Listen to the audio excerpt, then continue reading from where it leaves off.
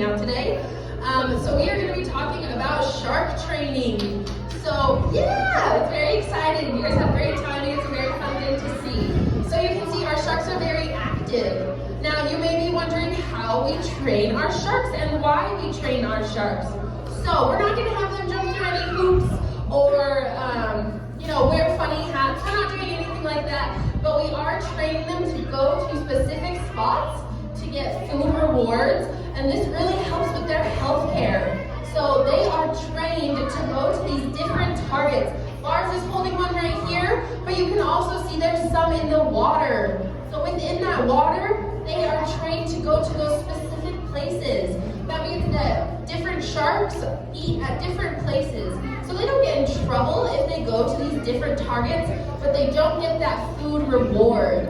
Along with this visual signal, we also have an electrical symbol. So sharks have a different type of organ, and it's called the ampullae of Lorenzini. It helps them get all of the electrical impulses in the water. Hi, if you're just joining us, welcome. Come on in and either sit on the ground or sit somewhere so everybody can see. So like I was saying, they have an organ called the ampullae of Lorenzini that helps them sense all the electricity. Now, electricity is in everything. Can I have everyone rub their hands together like this? Do you feel how it's getting warm? That is friction. So that is because we have electricity. So when you rub your hands together, you are creating that warmth through your electricity.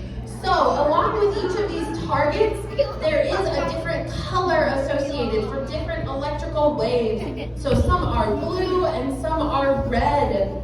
So each shark is trained to go to those specific places.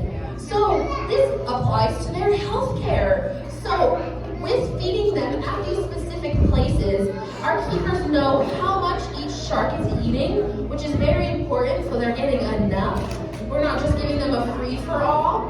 The second thing is so they can have eyes on our sharks. They get to see them up close and see their swimming behaviors.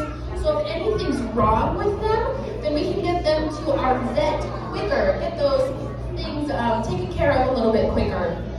Another thing that's really important for their health care is they get vitamins. We want all of our sharks to be as healthy as possible. So if any of you have a dog or a cat, you know it's very hard to get them to take any type of vitamin. So we are able to put that in their fish and then give them that with no stress. It also helps, so if we need to do anything with their veterinary care, they have these signals and they are trained to come up when they see these because they are associate them with these positive rewards.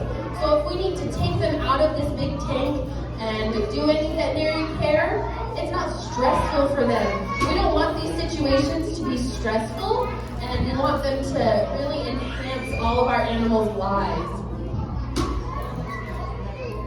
As you can see right here, we have all of our sharks swimming past, so they're going up. We have three different types of sharks, excuse me. So we have our gray reef shark, our sandbar shark, this is our black tip shark, and then we also have our nurse shark.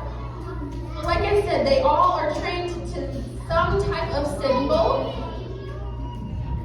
and electrical pulse. The final thing I want to talk to you guys about with our sharks is now after you've learned a little bit about them, you've watched them, who loves sharks? I better see everybody's hand up. Awesome. I love sharks too. And there are a couple ways we can help with even being in landlocked Utah. One way that really harms sharks in their natural habitat, since they don't get this world-class experience that our sharks get, is overfishing. Overfishing kills 3 sharks per second. So that is a lot of sharks that are disappearing from their natural habitat. And with that, that means that their ecosystem is being harmed.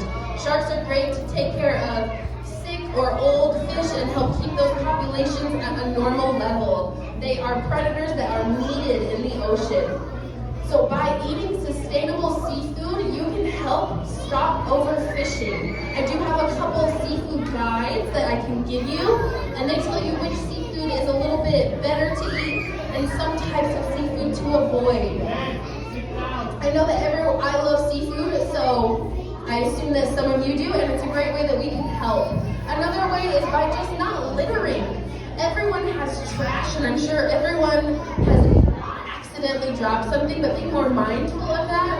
And with hiking season starting, leaving no trace, that can help eventually to help our oceans. Because we are all connected, so our choices matter, and they matter to these sharks.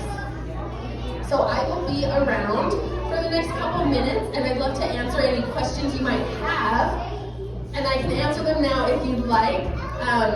But if you would like to leave, this is the end of my presentation, and I hope you learned a little bit more about how and why we train our sharks and why it's important to their health care.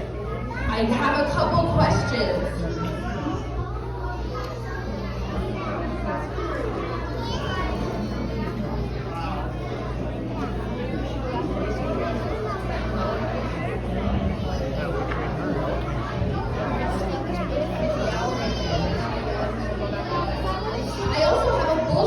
Jaw. So I have a bull shark jaw that you guys can come see and come touch. Oftentimes sharks are losing hundreds of thousands of teeth every single day, and within their lifetime, they're going to lose tens of thousands. That's because their teeth are connected to cartilage. All of their bones are made of cartilage. So they have several rows of teeth, and that's something we can show you up here with your bull shark. I do just ask that you be very gentle, since this is a real shark jaw, and be careful because their teeth are a little bit pointy. Again, if you have any questions, I'd love to answer them. I hope you guys have a great day, and thanks for coming to the Love of Living Planet Aquarium.